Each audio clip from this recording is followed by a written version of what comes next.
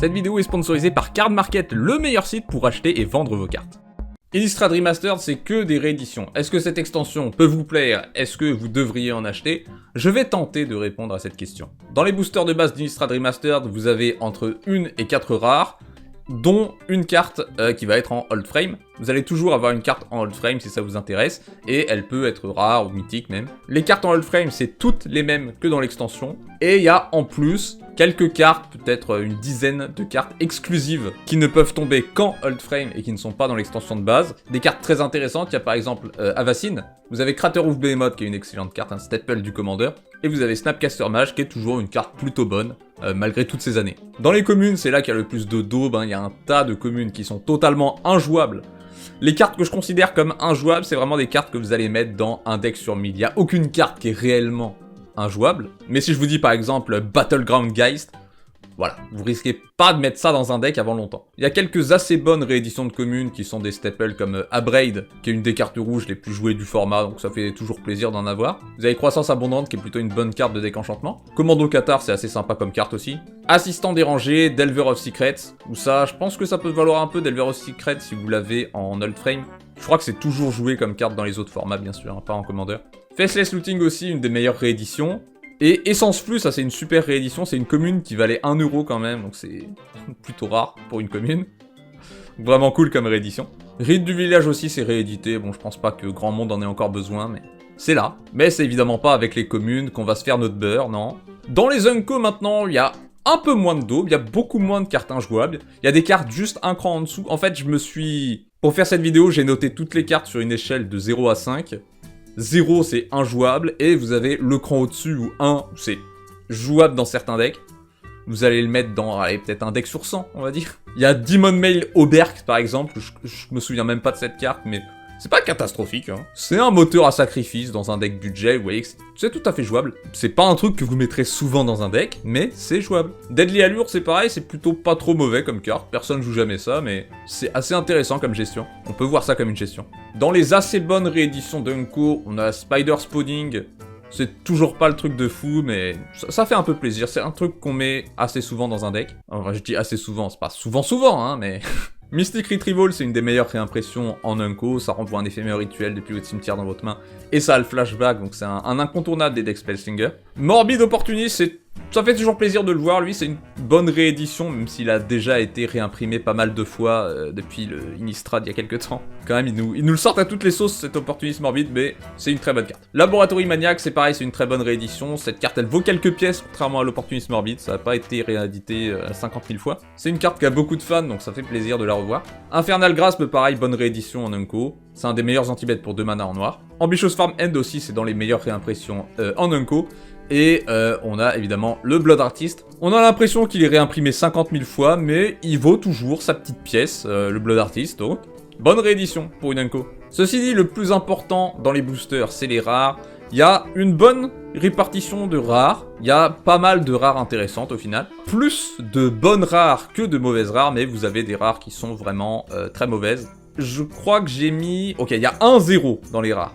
Il y a une rare que je considère injouable, c'est Bloodhall Priest, qui quand elle arrive ou qu'elle attaque, si vous n'avez pas de carte en main, ça met 2 blessures à n'importe quel shield. Vous pouvez le jouer dans les decks folie, c'est pour ça que c'est pas 100% injouable. Mais même dans un deck folie, je pense pas que vous voulez jouer ça. Dans les pires rares que vous pouvez ouvrir, vous avez Hellvault, alors...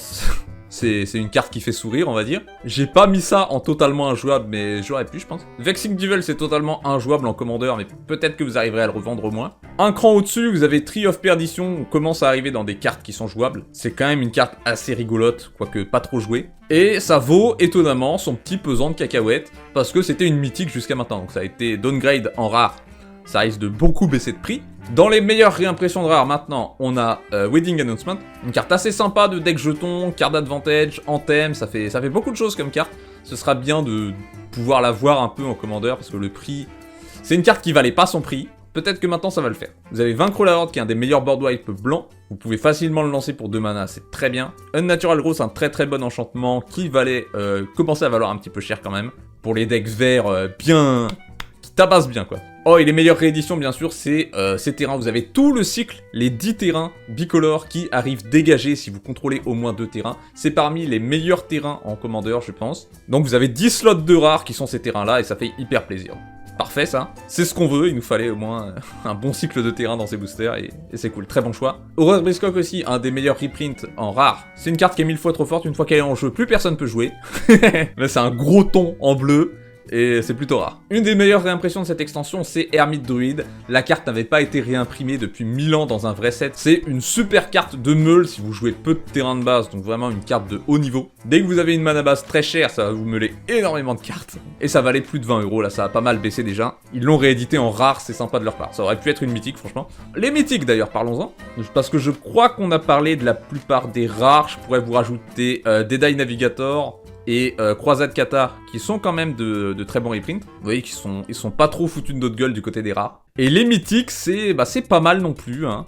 On a, je dirais, un tiers des mythiques qui sont vraiment de très bons reprints. Dedans, je mettrais le Massacre au croc de boucher, le Monstre de Gitrog, Temporal Mastery, c'est pas mal. Le Planeswalker Sorin, qui vaut quand même un peu cher malgré son ban en pionnier. Necroduality, si vous jouez zombie et vampire, vous aurez quelques cartes dans ce set bien sûr. Griselbrand, qui est banni en commandeur, mais peut quand même se vendre pour quelques pièces, parce que je crois que ça doit toujours être joué dans d'autres formats. Hein. Vous avez la Gisela qui se meld, je crois. Ça valait étonnamment cher, la Gisela, donc bon reprint. Vous avez Emrakul, évidemment. Ça m'étonne même qu'ils aient pas mis plus d'Eldrazi. Hein. Le reprint que tout le monde attendait, bien sûr, c'est Edgar Markov. Hein. C'était le commandant le plus cher, et ça va peut-être le rester.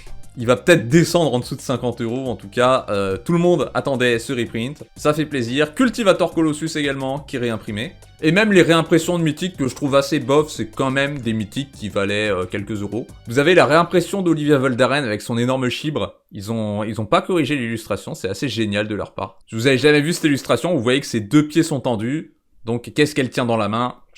Le dessinateur n'avait pas envoyé la bonne version. Il y avait une version où normalement elle tenait son genou et donc sa jambe était pliée. C'est génial, c'est génial.